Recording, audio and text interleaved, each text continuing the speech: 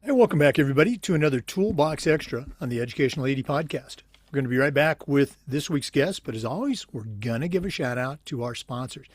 Now, again, these are great companies. They're companies that you should be using as an AD, save time and make your job more enjoyable.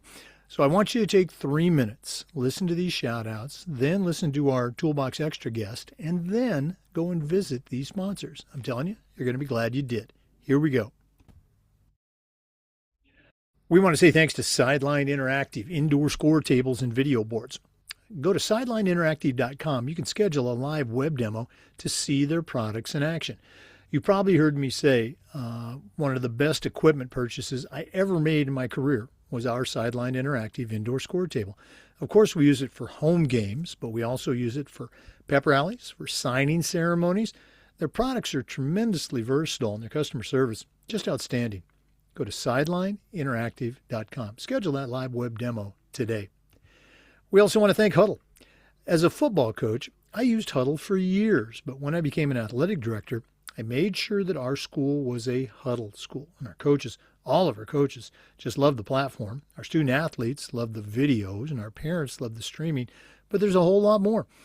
Go to huddle.com, join the 100 million users, and find out how to turn your school into a Huddle school. That's huddle.com. Let's say thanks to Beacon Creative and Vital Signs Wall of Fame. Now, Wall of Fame has been helping schools bring their legacy to life for over a decade, but Beacon Creative takes it to a whole new level.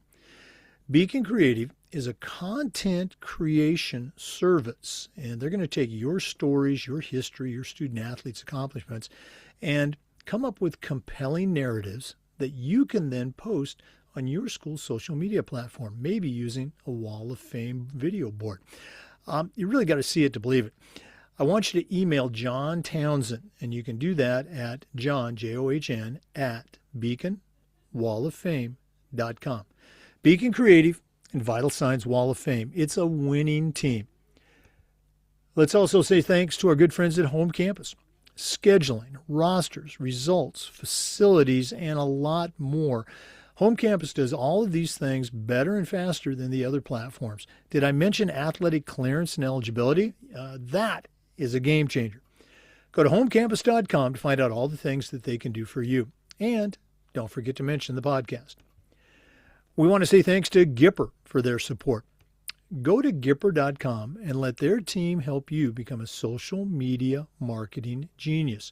If you're looking for promoting your teams, your athletes, your coaches, social media is the way to go. Gipper allows you to bring everything together in one place. So you can create social media posts, graphics, newsletters, digital displays, and it's professional looking and so easy, even I can do it. Go to Gipper.com to get started. That's Gipper.com. We want to say thanks to Hometown. Hometown continues to be a leader in education-based athletics with their solutions that include things like, well, digital ticketing, of course, but how about athletic website construction, fee-free fundraising? Their list goes on and on. Whether you're an athletic director, a principal, even a head coach, Hometown is going to show you how to save time, how to raise more money, and how to bring your entire community together. I want you to go to hometown.com for more information. And like I say, don't forget to mention the podcast. We want to say thanks to Ohio University and their online masters in athletic administration. Now, I didn't get my master's through the Ohio program, but guess what? My assistant athletic director did, along with thousands of others. And while they were earning their degree, they also completed 11 NIAAA leadership training courses at no extra charge. Check out Ohio University and their online masters in athletic administration. We also want to say thanks to Booster Hub, the #1 booster club software program. Give your boosters the platform they need. Give them the platform they deserve. Sponsorship payments, meal fees, concession sales, all of this is going to flow through their secure system.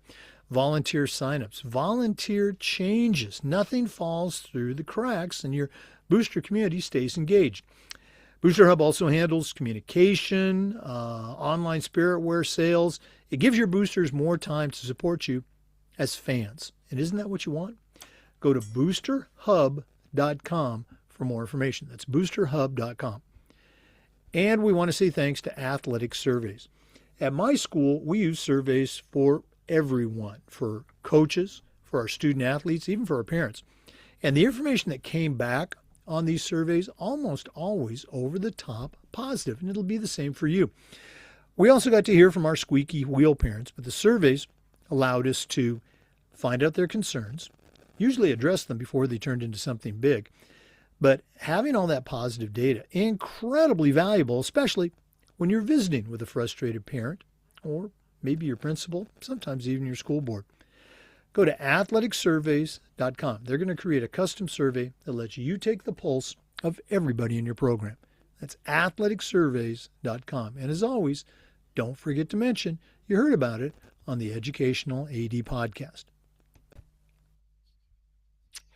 Welcome back, everybody, to another Toolbox Extra on the Educational AD Podcast.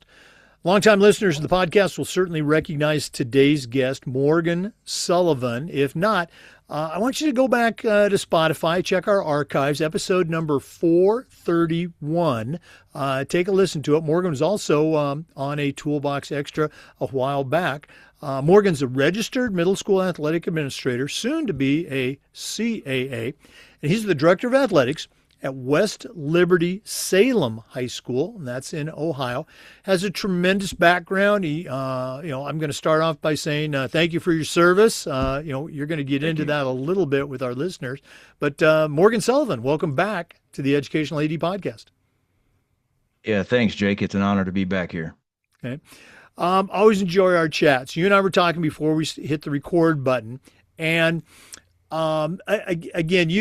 I think most athletic directors, we approach the job, whether we're fresh out of college or we've been teaching or coaching for a while, we kind of approach the job with our toolbox that may or may not have some specific experiential tools in. And you were sharing with me how you used some experiences that you had, in the service in the area of, let's say, event management, fan supervision, fan interaction, to actually develop a document that your site managers, your assistant principals, your volunteers can actually use. Can you share a little bit about how that actually came about? Yeah, sure thing. First, I believe it's very important for the site administrator or the site manager to ensure that first safety is a priority with regards to everything in their venue. But secondly, some of that fan engagement, because I look at the officials of our contests as guests in my house, and I want to make sure they have a good experience as well as our athletes and our coaches. So I really want to make sure that the focus is positive and supportive from the fans, and that's something that I hold very highly as a responsibility of that site administrator. So through some of my background in psychology and personality theory, as well as what we call tactical questioning in the Army, has led me to have a pretty good take on how to build relationships pretty quickly and ensure I approach a situation that could be problematic with good verbal tone and using the correct words to ensure my point comes across correctly and clearly, but to de-escalate that emotional situation. So in doing all that over the last few years and having some conversations with site administrators in my absence in a situation where I'm covering an away event and I've got a site manager or a site administrator covering a home event, and there's a problematic scenario that arises and they're not quite as prepared to handle that, I have been asked to create a centralized document with my experience and some of my interactions laid out on that document. And it took a couple years to get this all put together. This conversation, I believe, was 2 years ago that we had this, and it's been a couple years worth of fan engagement, and then taking notes on my phone right there at the contest after a fan engagement, and ensure that I can capture what happened and how it happened and what I verbalized and the whole situation, and then turn that into a usable document for whomever is managing the contest for me. So it's been a laborious process, but I believe we've got a pretty good document laid out at this time for that. Now, for the individuals that are helping you out on your home events, is it a variety? Or is it it's always an assistant principal, or it's always a coach or a teacher? Who are your typical assistant site managers that are benefiting from your experience and from your document? Yeah, I have one site manager. She is paid on a stipend to help me manage events, and she handles more of the nuts and bolts of what's going on. She handles the ticket taker, handles the cash boxes, handles some of those things. Whereas I'm just in basketball season, I'm in the gym managing the contest itself. Uh, I have a high school principal that helps me manage some of the high school events, and then a middle school principal that helps me manage some of the middle school events. From time to time, I have our superintendent shows up as well to help me manage events, and then completely unofficially, and I kind of, while I want to help you promote this podcast as much as I can, I hope they don't hear this, but I task some of my coaches that are just at the events with watch this for me. Can you do this? Can you handle that? So I have unofficial coaches that help me out quite a bit as well. Oh, I think probably most ADs across the country, have that setup, whether it's unofficial, as you said, or official. Um, any examples? I'm not trying to put you on the spot here, but can you think of any examples since you've created the document, you've used it in, let's just say training for these individuals? Any examples of how the document and that sort of preparation and training has, helped? You talked earlier about de-escalating confrontations. I think that's the goal of any AD if something's going on in the gym. Any examples of how the document has helped? Oh, for sure. So this document, I have it laid out. So there's three different levels of fan behavior. Level one is what we monitor. Things like a clenched jaw, leaning back in their seat after a call that they disagree with, closing their eyes, tilting their head back, just a handful of things. I think we're up to like 40, 42 or 43 different items in that level one. And I use my athletic trainer. She calls herself a spy for me.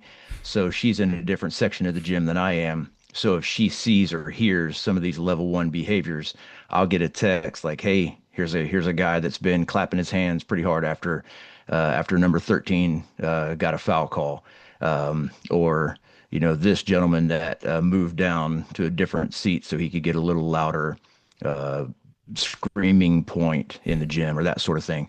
So she has taken those level one behaviors really to heart, and as soon as something happens there's no doubt that my trainer is going to send me a text, knowing me that a level one behavior is occurring.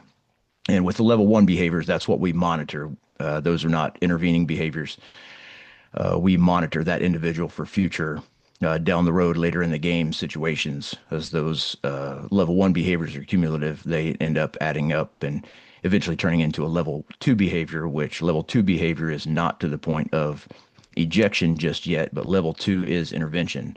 So that's where I go in and talk to that individual. And if I could speak on small town athletic director life, here's a quick story.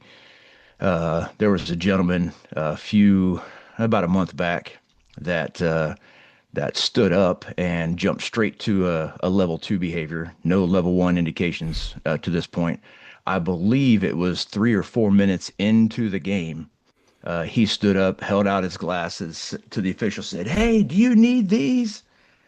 And of course, that gets a conversation for me when that happened. So I went up and sat down and just had a conversation. Said, "Hey, come on now. Do you think that's appropriate? Is that helping anything?" Hmm. And he looked at me like he had never been approached before.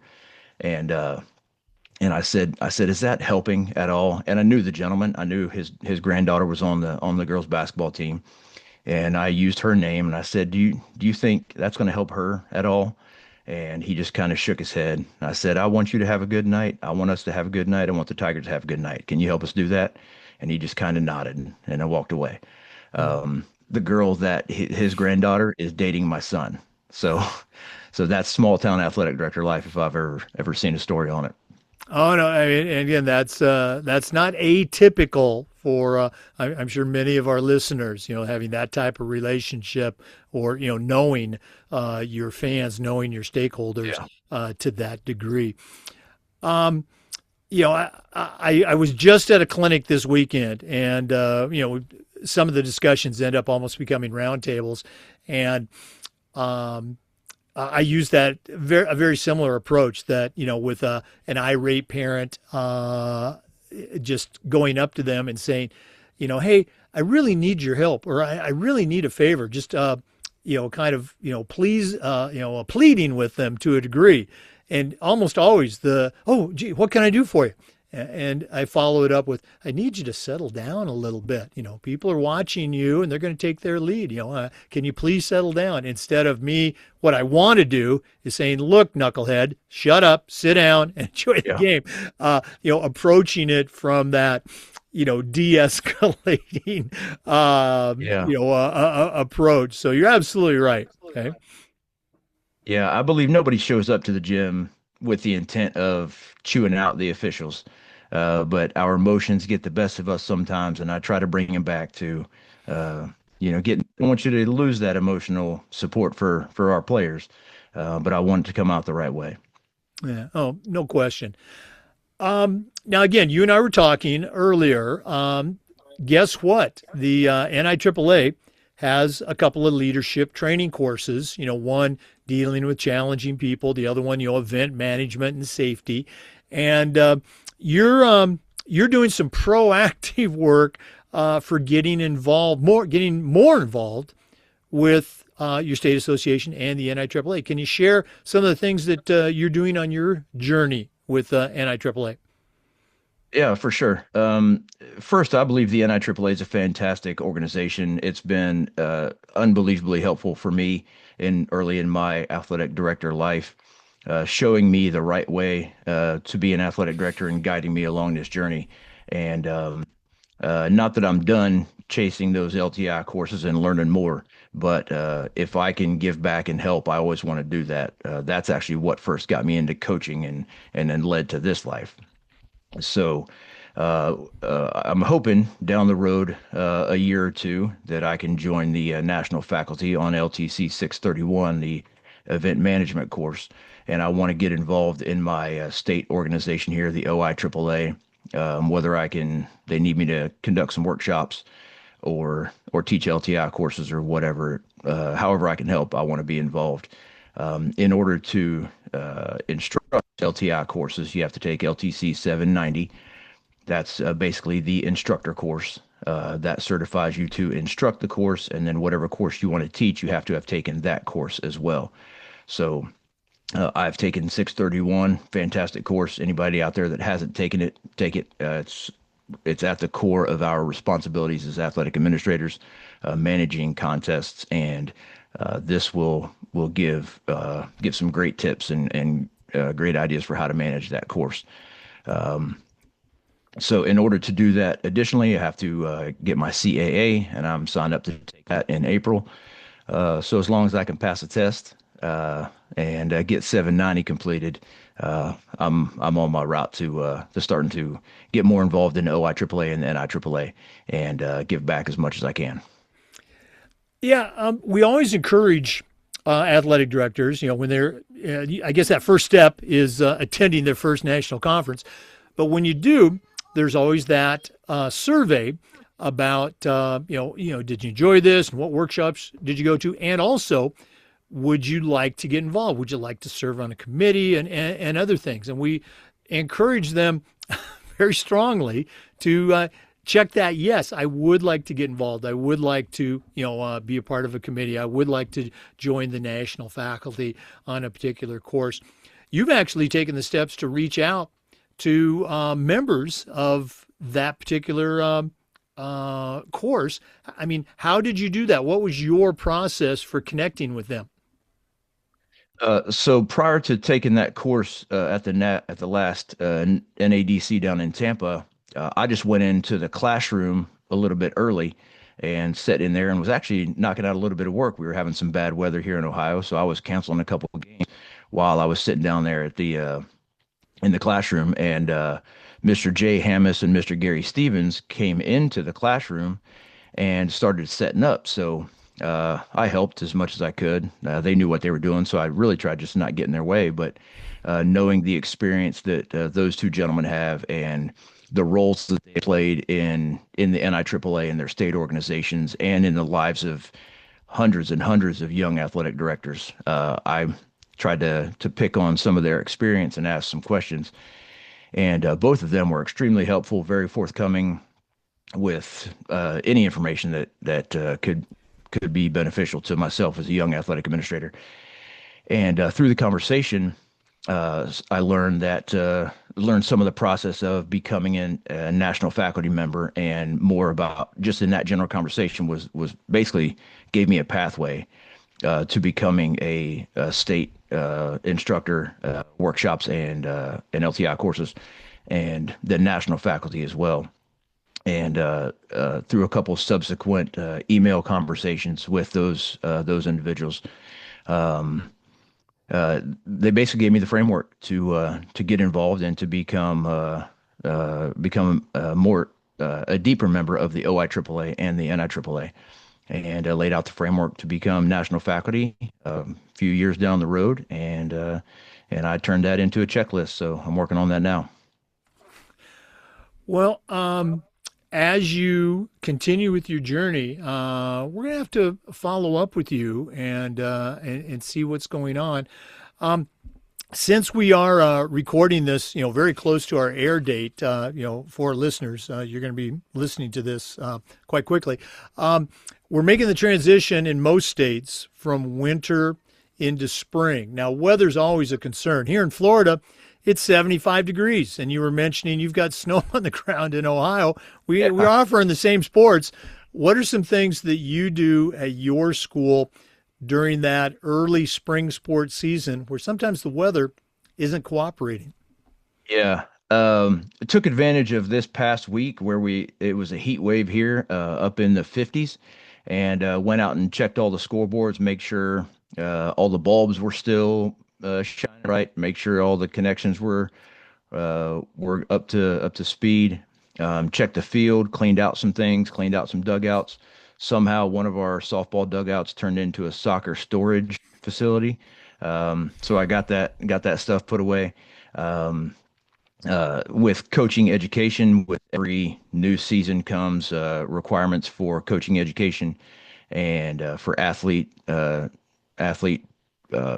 check the block. Got to get their sports physical. We use forms, fantastic program. So athletes getting their sports physicals in, making sure they're registered, make sure all the rosters are correct. And then all the preseason coaches meetings, that's one of my favorite things when I get to talk to a coach that's excited about the season and see how I can help that coach make the season the best that we can. Well, any big teams or events coming up in the spring? You hosting a big multi-team tournament, or you got a defending champ that you're looking to kick off that season? Yeah, we host a really large track meet in early May, and so far I believe we're up to 15 teams. That may not be big track meet for some of y'all, but for us that's a pretty big track meet. And then we are almost finalized now with turning our middle school track meet, which is our really large middle school meet, into a state qualifier. Here in the state of Ohio, there are certain meets that meet the state qualifier metrics, and those athletes have to compete in one of those meets and qualify for the state at the middle school level in order to compete at the state meet. So That's a big step for us. We're turning our middle school meet into a state qualifier, and we're really excited about that. That'll be a good timeline for athletes all around us late in the season. If they haven't been able to hit a state qualifier meet or have an athlete that wants to come and run as an individual and be able to qualify for the state meet, we'll be able to provide that for them. Oh, that's very exciting. You know this. I'm a big track and field official here in Florida, and Yes, sir. we've got a couple of middle school meets along those lines. Always fun. Always enjoy those workouts. Morgan, yeah, again, you've been on the podcast a number of times. Listeners, you have a tremendous resource here. If one of our listeners wanted to reach out and connect with you, what's the best way that they can get connected with Morgan Sullivan? Yep. Send me an email at my school email, msullivan@wlstigers.org, or find my website, betteryouthcoaching.com, ask the AD, and throw your questions or comments in there. And if anybody out there needs help, I'm surely willing to do so if I can. And I'd just love to connect and talk with other athletic administrators, whether it's about our job or life. Oh, and again, listeners, you got a great, great resource here. Very knowledgeable. Does a great job at his school with his teams, and as you heard, getting involved at the national level. Morgan, thanks for sharing with our listeners today. All the best as we do make that transition into spring sports, and I'm looking forward to the next time we bring you back on the podcast. Sounds good. Thanks, Jake. For listeners, we want to thank you and remind you that we upload the Zoom recordings of all of our interviews to the Educational Lady Podcast YouTube channel. We do TOOLBOX Extra just about every week, and just about every day we try to share stories and best practices from the world of athletics. So please come back and join us again on the next episode of the Educational Lady Podcast. We'll see you next time. Hey, before we go, of course, we want to give another shout out to our great sponsors. I really encourage you to visit these sponsors. They're great companies, time savers, organizers. You're really going to appreciate what they can do for you. Let's say thanks to Hometown, whether it's fundraising, digital ticketing, fee-free fundraising, or more. Hometown is going to save you time. Sideline Interactive, indoor score tables and video boards. Go to sidelineinteractive.com. Athletic surveys. My school, we use surveys for everything, and so will you. Check out athleticsurveys.com. Huddle. I used it as a football coach. As an AD, we were a Huddle school. Go to huddle.com. Ohio University and their online masters in athletic administration. Check out Ohio University. Booster Hub. It's the #1 Booster Club software program. Check out boosterhub.com. Home campus, scheduling, rosters, results, and more. Go to homecampus.com. Beacon Creative and Vital Signs Wall of Fame. Check them out. They're a winning team. They should be a part of your team. And Gipper. Go to Gipper.com. Let their team turn you into a social media marketing guru. Thanks again for listening. We'll see you next time on the Educational AD Podcast.